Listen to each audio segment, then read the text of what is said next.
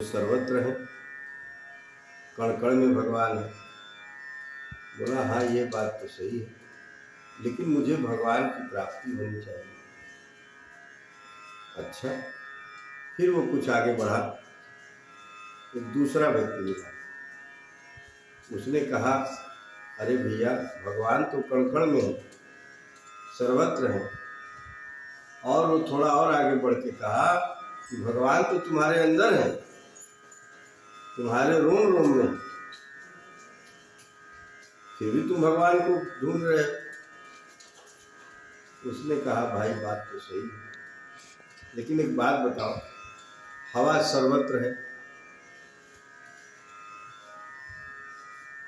और हमारी गाड़ी में टायर में हवा नहीं है,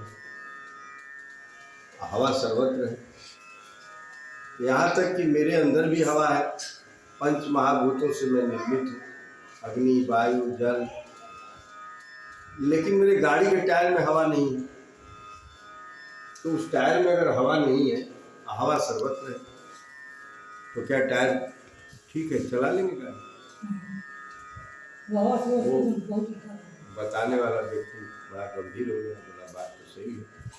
बोला जिस प्रकार आपने हमको बताया और एक व्यक्ति ने बताया कि भगवान सर्वत्र है, सब जगह है, लेकिन हम उनको प्राप्त कैसे करें?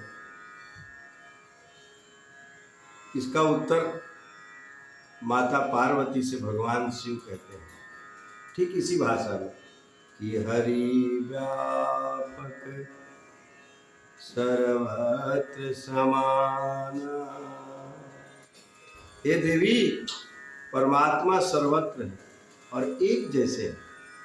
जितना गंगा जल में है उतना नाली के जल में है। बोले हरि व्यापक, हरि व्यापक है, जैसे हवा व्यापक है, ऐसे हरि व्यापक सर्वत्र समाना। प्रेम से प्रगटे होई मैं जाना। प्रेम से यानी जैसे भगवान हमारे रोम रोम में है। एक फुंसी अगर नाक पर होगी तो दर्द पूरे शरीर में होगा। फुंसी नाक पर है, दर्द पूरे शरीर में कराएगा व्यक्ति। अरे बाप रे, रात में नींद नहीं आ रही, गुरुजी डॉक्टर के हाथ दौड़ेगा। फुंसी नाक पर है, दर्द पूरे शरीर में। क्यों? क्योंकि हरि व्यापक।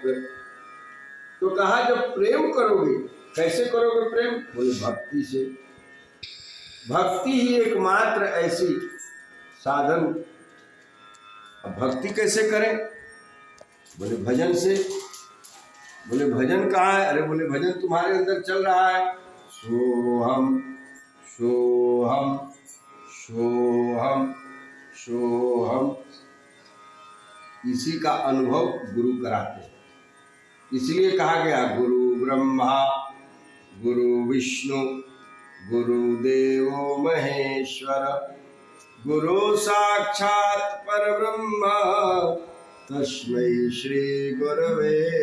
गुरवे कहा गया, गुरुवे नहीं गुरवे, यानी एक परंपरा जो शिव से चली, शिव से चली हुई परंपरा।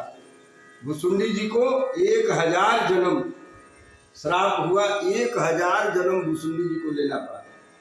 सर्पों की योनि में, कीट पतंगों की योनि में शरीर छूटते गया छूटते गया छूटते गया। और जब लोमस ऋषि क्रोधित हुए, जब आखिरी जन्म में वो ब्राह्मण के घर, तब उनका भुसुंडी तो कौवा का श्राप दे दिए, बोले काग हो जाओ। तब उनका नाम काग भुसुंडी।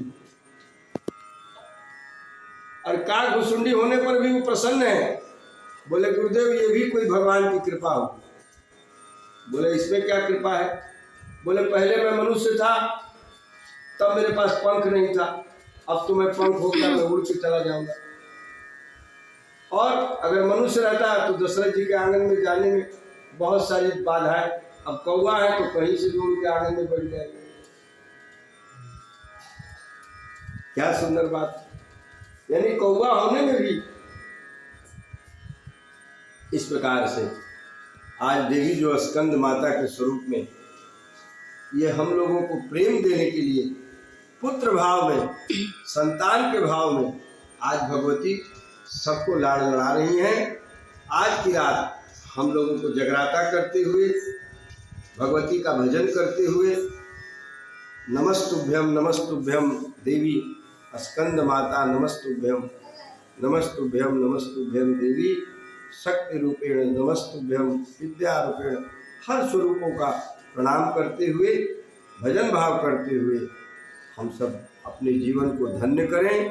क्यों? क्योंकि ये 9 की रात अद्भुत है, दिव्य है, और आने वाले भारी संकट में, क्योंकि आने वाला वर्ष बहुत खतरनाक होने जा रहा है।